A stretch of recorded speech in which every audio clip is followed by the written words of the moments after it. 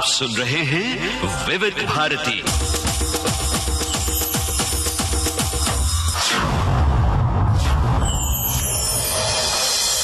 के स्टूडियो में एक ऐसे कलाकार मौजूद हैं, मैं उनका परिचय कराती हूँ, लेकिन उनके बारे में मैं ये कहूंगी कि वो फिल्म लाइन में स्क्रीन पर एक बहुत ही बुरे इंसान हैं, बहुत बुरे इंसान हैं। लेकिन देखिए कितनी खुशनुमा हंसी है उनकी। मेरे सामने बैठे हैं, बहुत ही उम्दा इंसान हैं और उनका नाम है सदाशिव अमरापुरकर। सदाशिव जी, मैं खुद अपनी तरफ से, विविध भारती परिवार की तरफ से और विविध भारती के करोड़ों श्रोताओं की तरफ से आपका यहाँ स्टूडियो में स्वागत करती हूँ और उन सब की तरफ से आपको कहती हूँ कि नमस्कार। नमस्कार। नमस्कार। और अब देखिए ना, मेरे मन में ऐसी घटा छाई है, ये प्रश्नों की घटा है। अच्छा। और पता नहीं अब ऐसा लग रहा है कि कौन सा प्रश्न बरस पड़ेगा। ओह, बताइए ना कि कहाँ से शुरू करें, कि आज आपकी अभी यहाँ से निकल के किस शूटिंग में आप जा रहे हैं, यहाँ से शुरू करें और पीछे चले जाएं, या आप अपने बचपन के दिनों को याद करेंगे? नहीं, जो आपको अच्छा लगे वहीं से शुरू करें। तो आप अपनी बचपन की ही याद ताजा करें और कुछ बताएं कि कैसे थे वे आपके दिन। मैं एक बहुत छोटे से गांव में पैदा हुआ जिसका नाम अहमदनगर जी।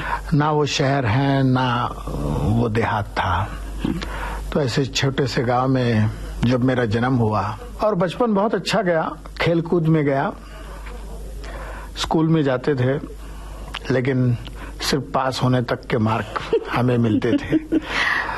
और हमारी पिताजी की एक ही इच्छा थी कि बेटे तुम कभी फेल मत होना, हमेशा पास होना और ग्रेजुएट होना। उसके बाद नौकरी की जरूरत नहीं है, हम कुछ भी व्यापार वगैरह कर लेंगे, लेकिन शिक्षा जरूर लेना। तो ये बात अच्छी थी क्योंकि सिर्फ पास होना था तो 40-50% हमें मार्क्स मिलते थे और बचा हुआ टाइम हम खेल कूद में, शरारतों में, हर चीज में गुजारते थे और हर मौसम का मजा लेते थे। इमलियों के दिन आते थे तो इमलियाँ खाते थे, आम के दिन आते थे तो बहुत आम खाते थे, चुराते भी थे। हमारा खेत भी था, उसमें भी बहुत दौड़ धूप करते थे। और जामुन खा के आपका गला नहीं बैठ जाता था? सब कुछ होता था। सब कुछ होता था। और हमारे जो रिश्तेदार थे वो और भी देहातों में रहते थे, तो छुट्टियों के दिन हम उनके साथ गुजारते थे। तो उनके साथ जंगल में घूमते थे, प्राणी पंछी सब देखते थे, बकरियों से खेलते थे, उनका दूध पीते थे।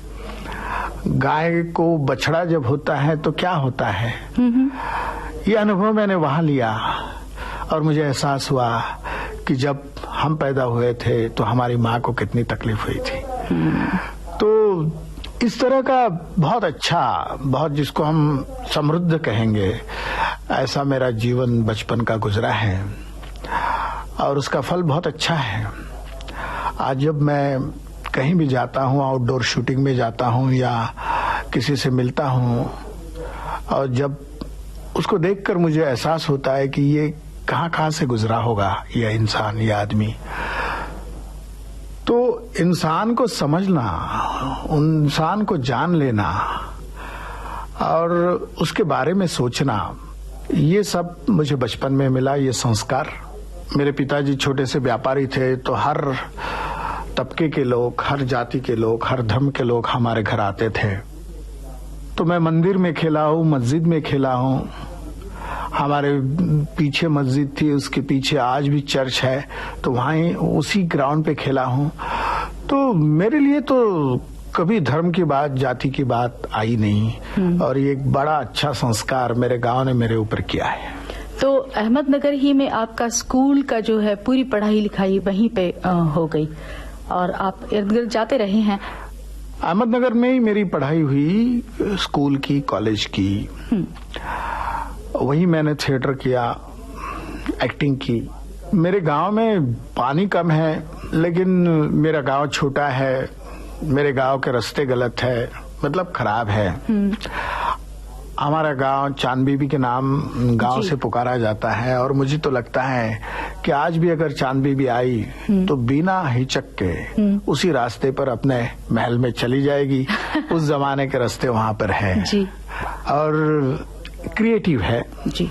और मुझे हमेशा ये बात अच्छी लगी है कि मेरे जीवन के हर मोड़ पर मुझे ऐसे इंसान मिले जिसकी वजह से मेरा जीवन दिन ब दिन संस्कारित होते गया। जी, ये जो आपका संस्कारित बचपन है वही आपका साथ आज भी दे रहा है जी, है ना सदाशिव जी। इसी बात पे आपकी पसंद का कोई एक गीत हम क्यों ना सुन लें? जी जी जरूर सुनते हैं। पिक्चर का नाम है पोस्ट बॉक्स नंबर 999। अरे वाह, बहुत पुरानी फिल्म है ये। आप बता रहे थे कि नगर में रह के ही आपने अपना कॉलेज का भी पूरा जो जीवन है वहाँ पे आपकी शिक्षा दीक्षा वहाँ हुई और इसके साथ साथ वहाँ पे थिएटर भी आपने शुरू किया। वो सब बातें बताइए ना। हाँ, तो आप बहुत शरीर बालक रहे, बहुत शरारती रहे, तो कॉलेज में जाके क्या धमाके किए, क्या हंगामे किए? नहीं, वैसे मैं शरारती तो स्कूल में था, मतलब पढ़ाई में दिल नहीं लगता था और मेरे दोस्तों को बताता था कि चलो यार घूमने चलते हैं। और मुझे याद है कि स्कूल में एक दिन मैंने पूरे स्कूल को मेरे साथ लेकर, मतलब हमारी पूरी जो हमारा वर्ग है उनको लेकर, कक्षा को लेकर मैं बाहर निकला था और दिन भर हम घूमकर शाम को घर लौटे थे। पिटाई नहीं हुई थी? और दूसरे दिन जब हम स्कूल गए तो सब बच्चों ने कहा कि सदाशिव ने कहा, इसलिए हम निकले। और मुझे ऐसा नहीं लगा कि मैंने कुछ गलती की है। मैंने कहा हाँ, हम बहुत बोर हो गए थे, पढ़ाई में दिल नहीं लगता था, तो ऐसा लगा थोड़ा घूमकर आए, इसलिए मैंने इनको कहा और ये सब मेरे साथ आए। हम बाजारों में घूमे, दुकानें देखी, फ्रूट्स देखे, फिर उसके बाद मिठाई की दुकानें देखी और शाम को घर लौटे। इसमें क्या बुरा है? लेकिन उस वक्त वो बहुत बुरा था, तो इसकी शिक्षा भी मुझे बहुत मिली। और स्कूल में मैं बहुत क्रिकेट खेलता था। मैं हमारी स्कूल की टीम में था, लेग स्पिनर था, बैटिंग भी करता था और क्रिकेट में इतना मन लगा हुआ था कि मुझे लगता था कि मैं क्रिकेटियर बन जाऊंगा। और जैसे मैं कॉलेज में आया तो हमारे कॉलेज की एक परंपरा रही है, हमारे कॉलेज की गैदरिंग में वन एक्ट प्ले कॉम्पिटिशन्स होती है जी। आज भी चल रही है वो, और बहुत अच्छी चीज है।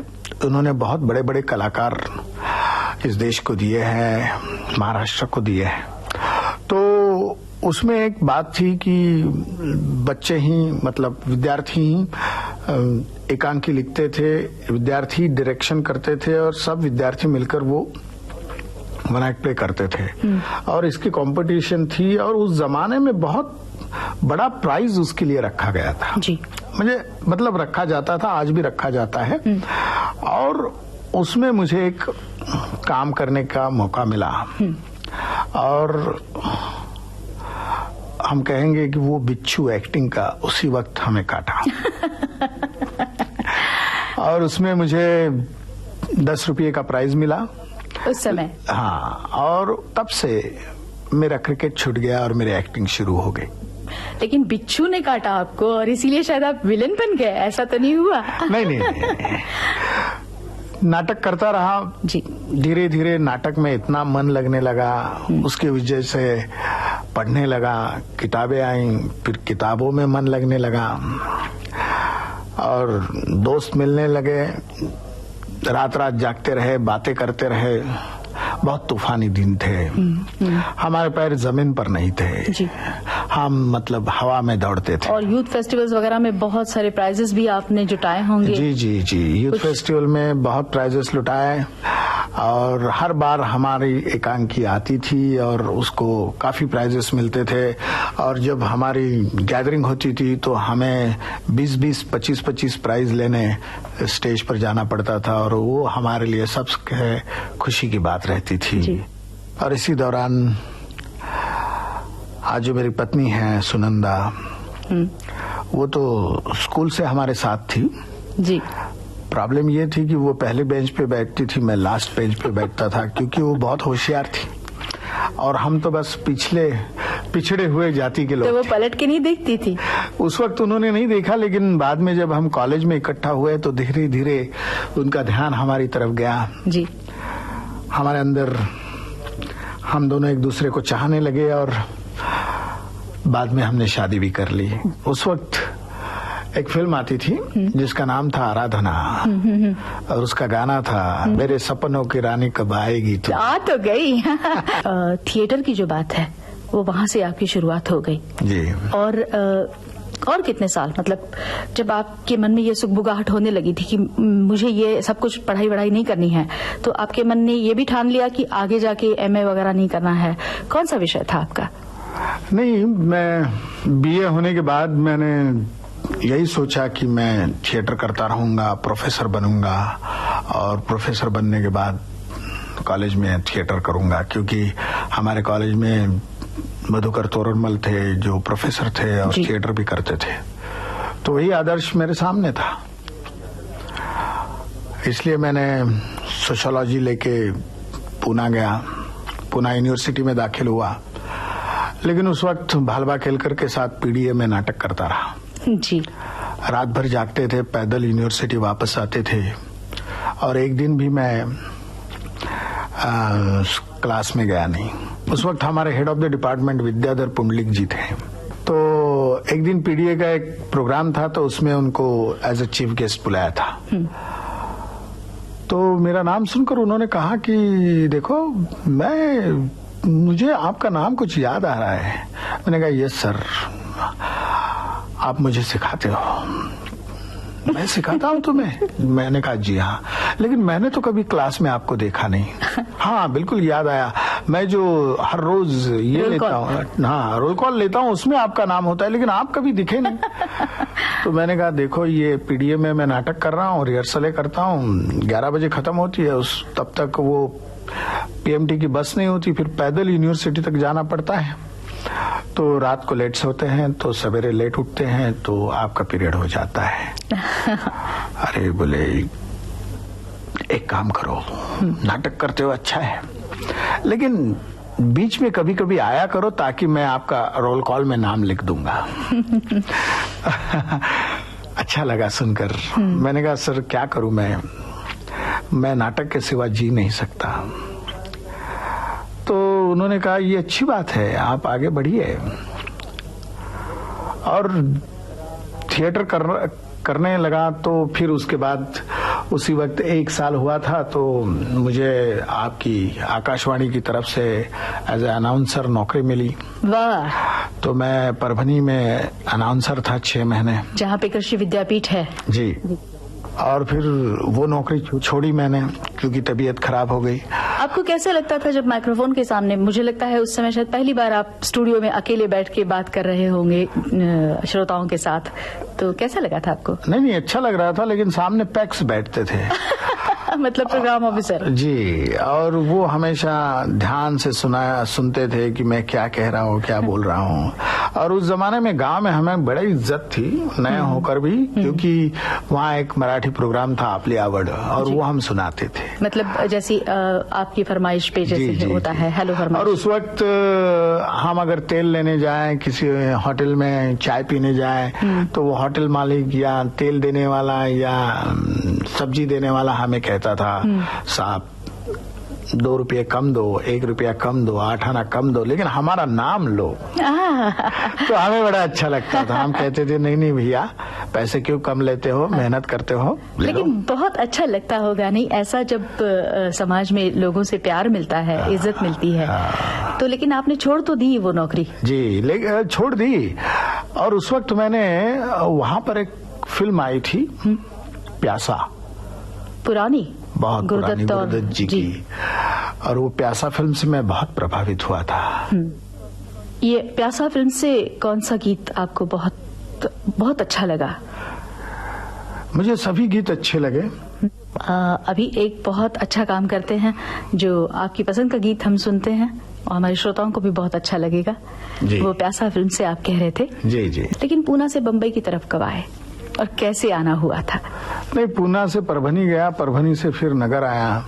स्टेट कंपटीशन जो नाटक होते हैं उसमें हिस्सा लेने लगा, और उसमें मैंने एक नाटक किया, काई स्वप्ने विकाई चेत। वो नाटक उसमें मैंने जो एक्टिंग की थी वो बहुत पसंद आई लोगों को। और नासिक में हमारा पहला एलिमिनेशन राउंड था और वहाँ एक जो परीक्षक थे उनका नाम था भिक्कूपई आंगले। उन्होंने मेरी एक्टिंग देखी और मुझे खत लिखा कि आप जाकर बम्बई में गोवा हिंदू एसोसिएशन है, वहां जाकर मिलो, वहां एक आपके लिए काम रखा हुआ है। तो और उन्होंने एड्रेस वगैरह दिया था, फोन नंबर दिए थे, तो मैंने वहां फोन किया तो वहां पर रामकृष्ण नाइक करके थे, आज भी है जी। उन्होंने कहा कि आप आइए और मैं वहां गया।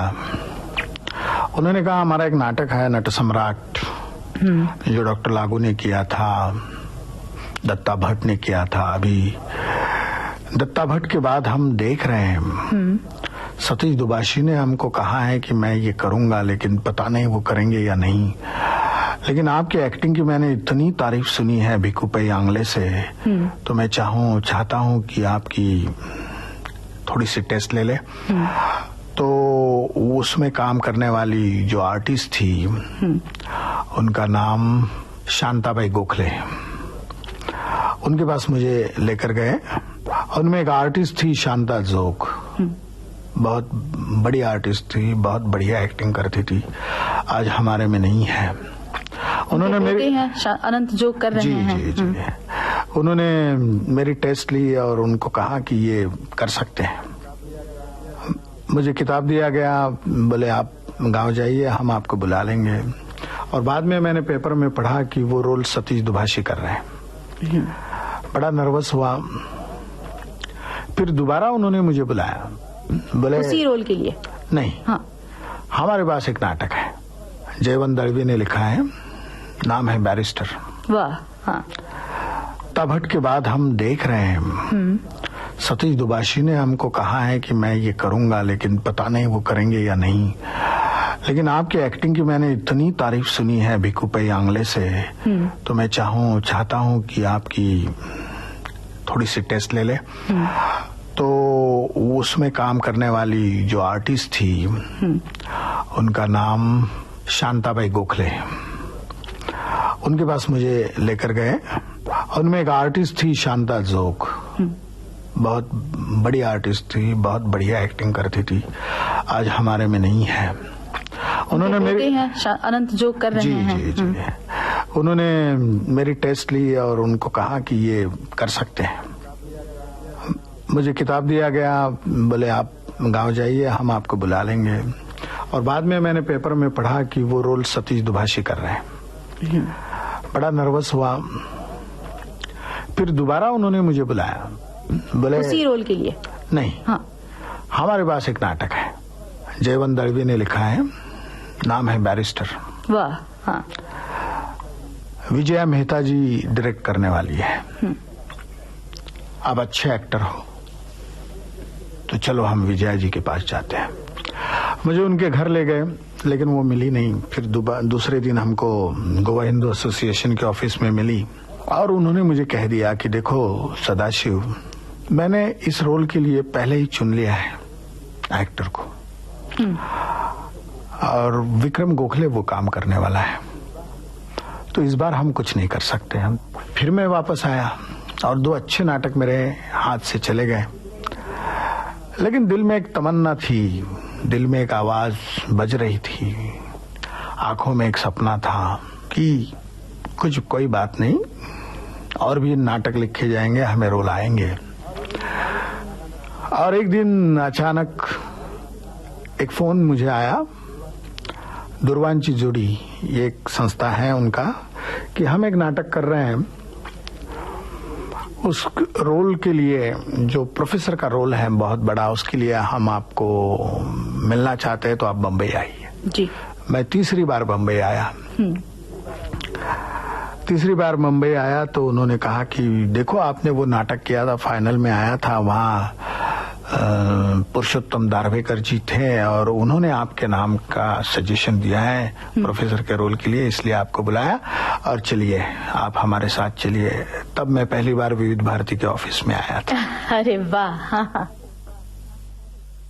अपने रेडियो सेट पर आपने ट्यून किया है विविध भारती का प्रोग्राम सेल्यूलॉइड के सितारे, और आज के इस प्रोग्राम में मेहमान सितारे हैं सदाशिव अमरापुरकर। आपसे बातचीत की है कांचन प्रकाश संगीत ने। और नीचे छोटी छोटी दुकानें थी और वहां गाने बज रहे थे। आपके बरस भेज, बंदिनी का गाना, जो आज भी मुझे याद है। अच्छा, इसे सुनेंगे हम अभी जी। उसके बाद मैं ऊपर गया। दारवेकर जी ने मेरी तरफ देखा भी नहीं, बिठाया, वो बातें करने लगे और वो उनसे कहने लगे कि मैंने जो आपको कहा था वो नगर में रहता है वो आदमी सदाशिव, उनको लेकर आओ ना। आप किसी जवान लड़के को लाएंगे तो कैसा होगा, वो तो प्रोफेसर का रोल है। तो उन्होंने कहा कि सर ये वही है सदाशिव अमरापुरकर जी। तो वो 2 मिनट तक मुझे घूरते रहे, बोले आपने वो मास्टर का रोल किया था उस नाटक में और आप तो बूढ़े लग रहे थे उसमें और आप तो इतने जवान हैं, ये कैसे हुआ। तो मैंने मन में कहा ये दाद है या क्या है मुझे मालूम नहीं, लेकिन मैंने कहा मैं वही हूँ। अरे बाप रे, फिर उन्होंने जो मेरी तारीफ की है, बहुत तारीफ की। फिर मुझे कहा कि आप ही इस रोल के लिए फिट हैं, बराबर हैं। आप ये स्क्रिप्ट, उस वक्त वो परदेशी थे, उनका ही वो स्क्रिप्ट था। अभी मुझे उस नाटक का नाम याद नहीं आ रहा है। हाँ, मुझे याद आया, सत्यम शिवम सुंदरम जी। और मैं स्क्रिप्ट लेकर घर आया, गावाया, याद करने लगा, प्रोफेसर के डायलॉग याद करने लगा। 1 महीने के बाद मुहूर्त पे मैं वापस गया तो दारवेकर जी मुझे देखकर कहने लगे आइए आइए बैठिए। लेकिन इस वक्त वो मेरे से बात करने से झिझक रहे थे। और लेकिन प्रोड्यूसर ने कहा कि देखो भाई, हमने आपको वो रोल तो दिया था, लेकिन अभी भी एक सीनियर प्रोफेसर कमलाकर सोनटक के, जो औरंगाबाद से वो जो है उनकी एक्टिंग की स्कूल है, वहां से इस्तीफा देकर आए हैं और वो अब ये रोल करेंगे। अब ये तीसरी बात जब मेरे साथ हादसा हुआ तो मैंने कहा देखो भाई, उसके पहले घर में मेरी हमेशा पिताजी से झगड़े चलते थे, बोलते थे ये नाटक छोड़ दे, ये अपना लाइफ नहीं है। और मैं कहता था नहीं, मुझे नाटक ही करना है, इसके अलावा मैं कुछ नहीं कर पाता हूँ। तो आप करते भी नहीं थे उस समय कुछ नहीं कर सकता था। एक दिन मुझे एहसास हुआ कि नाटक के अलावा मैं जिंदगी में कुछ नहीं कर पाऊंगा। और इस बार जब फाइनली मुझे पिताजी ने बुलाया तो पिताजी को मैं मिलने गया तो पिताजी ने कहा अगर तेरे जीवन में यही ट्रेजेडी लिखी है तो जाओ करो। और मैं आया था, बैग भरकर आया था, रिहर्सल करने आया था, दोबारा मैं नहीं जाना चाहता था। मैंने कहा आपने ऐसा क्यों किया। बोले क्या करे, उनका नाम बड़ा है, ये है वो है, उनको लेते हैं। मैंने कहा नहीं, इसमें कोई और रोल हो तो मुझे दे दो। और मैं उसमें एक डबल रोल करता था, एक गुंडे का रोल करता था, एक लड़के का रोल करता था। वो 2 रोल मैंने, और इस तरह मेरी व्यावसायिक नाटक में पहली बार एंट्री हुई जी। उसके बाद मैंने केंकरे जी के साथ काम किया और मेरे हाथ में एक नाटक था, मेरे दोस्त ने लिखा हुआ यात्रिक। वो यात्रिक नाटक मैं छबिलदास में करना चाहता था और इसी वजह से मेरी INT इंडियन नेशनल थिएटर में पहचान हुई और उनकी तरफ से मैंने पहली बार डायरेक्शन की यात्रिक की जी। उसके बाद मैंने छिन्न नाटक किया जिसमें स्मिता पाटिल ने काम किया था, आशा लता ने काम किया था और उसके बाद मैं नाटक में एक्टिंग और डायरेक्शन करता ही गया।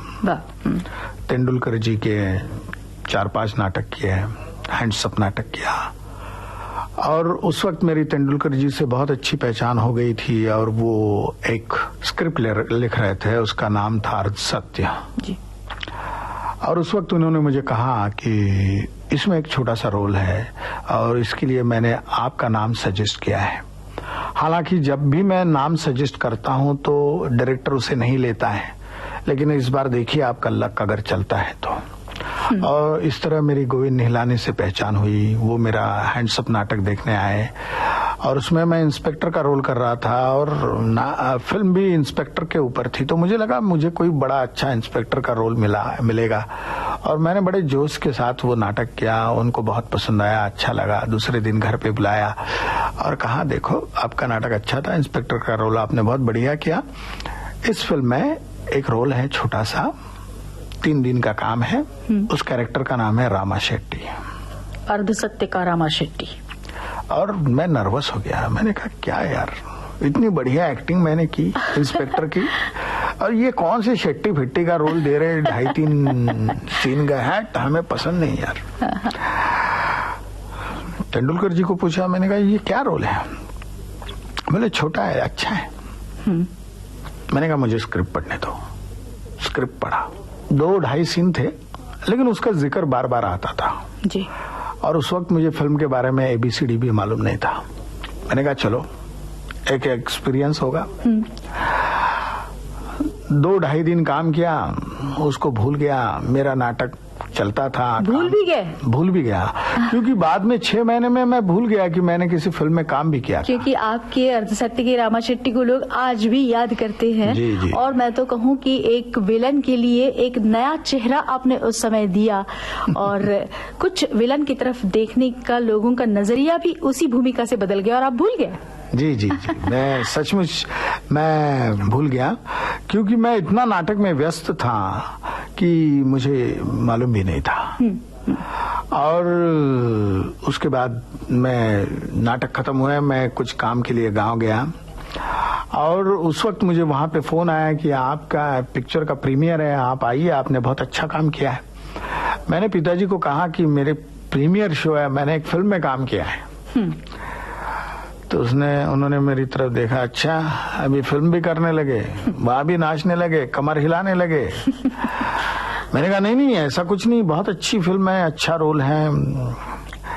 नहीं बोले अभी इधर ही रहो, उधर जाने की जरूरत नहीं, अभी कोई आपका मतलब नाटक बिटक नहीं है। मैं वहीं रह गया, प्रीमियर में नहीं गया। प्रीमियर में नहीं जा सका। बात ये हुई कि बड़ा अफसोस लगता था और उदासी छाई हुई थी। और उस वक्त मैंने फिर गुरुदत्त की एक फिल्म देखी, कागज के फूल, और उसमें का वो जो गाना है वो मुझे आज भी बहुत भूल पाए हैं आज भी। और उसके बाद जो है आपकी कई फिल्में आई, जैसे आखिरी रास्ता में जो आपने पॉलिटिशियन चतुर्वेदी का रोल किया, वो भी मुझे वो पूरा सीन ऐसा देख के लगता था कि अभी जाके इस आदमी का गला घोंट दूं। ये जयाप्रदा कुछ नहीं कर पा रही है, हम जाके कुछ इसका कर डालें। और मैं समझती हूँ कि यही आपका सक्सेस है, यही एक बहुत बड़ा। हाँ, उस फिल्म में एक बहुत मजा हुई थी कि अमिताभ बच्चन जी उसमें थे, जयप्रदा थी, श्रीदेवी थी और उसके डायरेक्टर थे के भाग्यराजा, जो वहाँ के बहुत बड़े डायरेक्टर और एक्टर भी थे, हीरो भी है जी। और उनको ना हिंदी आती थी ना इंग्लिश आती थी। तो कैसे मतलब उनसे बातचीत कैसे करें? अमित जी को तो बहुत ही प्रॉब्लम होती थी उस वक्त। और वो जो भी करना समझाना चाहते थे वो थ्रू एक्टिंग ही समझा सकते थे जी। तो उनके बाजू में एक हिंदी और तेलुगु जानने वाला आदमी था, मतलब तमिल जानने वाला, और वो उनको बताते थे, फिर ये हिंदी में हमें बताता था और बीच में वो फिर एक्टिंग करते थे। तो वो जो सीन है जो उनके ऊपर मैं रेप के बारे में बात करता हूँ, वो सीन जब मैंने किया तो उन्होंने मुझे एक्टिंग करके बताया कि मुझे इस तरह चाहिए। और वो एक एक्टिंग की लैंग्वेज भी होती है ना, तो वो मैं समझ गया जी। और फिर उसके बाद हम दोनों एक दूसरे के साथ बहुत कंफर्टेबल रहे जी। तो एक अलग किस्म का एक्सपीरियंस था और फिल्म लोगों को बहुत पसंद आई, अच्छा हुआ जी। काफी वैरायटी फिल्में कर रहा हूँ। ये जो विलन बनना और एक साथ कॉमेडियन भी बन जाना, ये आप कैसा कर पाते हैं? कहीं पे मैं हमेशा ये पूछती हूँ कि जैसे आपके प्रोड्यूसर्स या निर्माता जो आपके पास अपना रोल वो भेजते थे, तो वो विलन का रोल रहता था, वो उसमें बदलाव नहीं आया।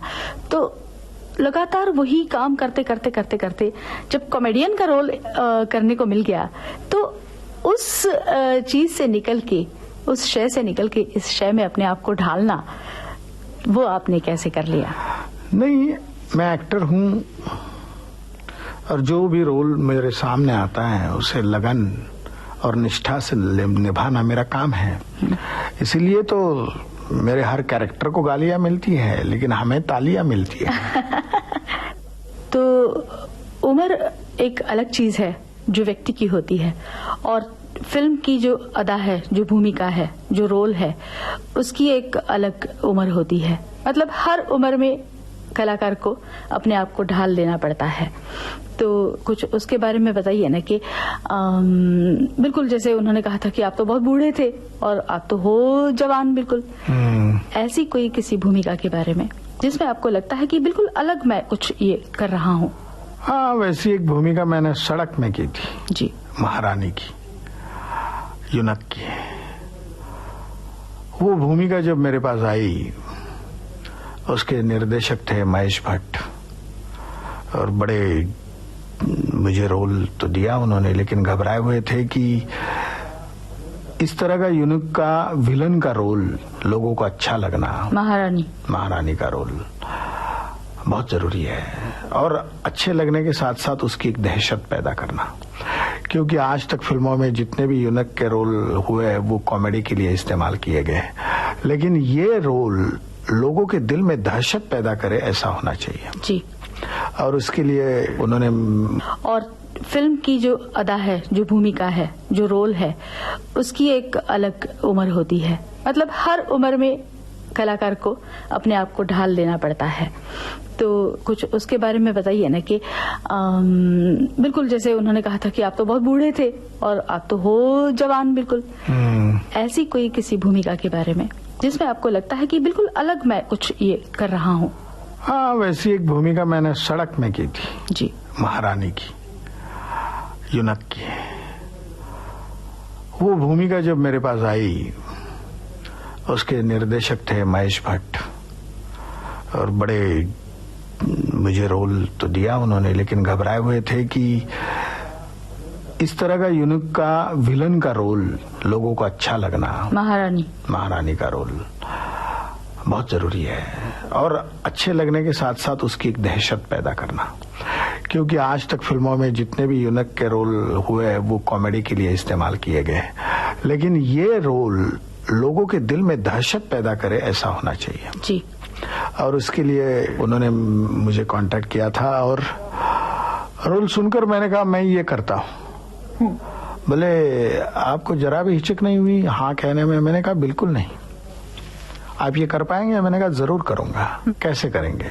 मैंने कहा वो आप मुझ पर छोड़िए, इसके लिए क्या करेंगे, कैसे कपड़े पहनेंगे, वो भी मुझ पर छोड़िए। और मुझे सोचने में जरा थोड़ी सी भी दिक्कत नहीं हुई, क्योंकि बहुत साल पहले मैंने एक प्ले किया था, उसमें किंचित गंधर्व का रोल था, वो मैंने किया था कॉलेज में, इसलिए उसकी एक्टिंग की मुझे चिंता नहीं थी। मुझे चिंता थी कि इस कैरेक्टर की दहशत कैसे मैं पैदा करूं जी।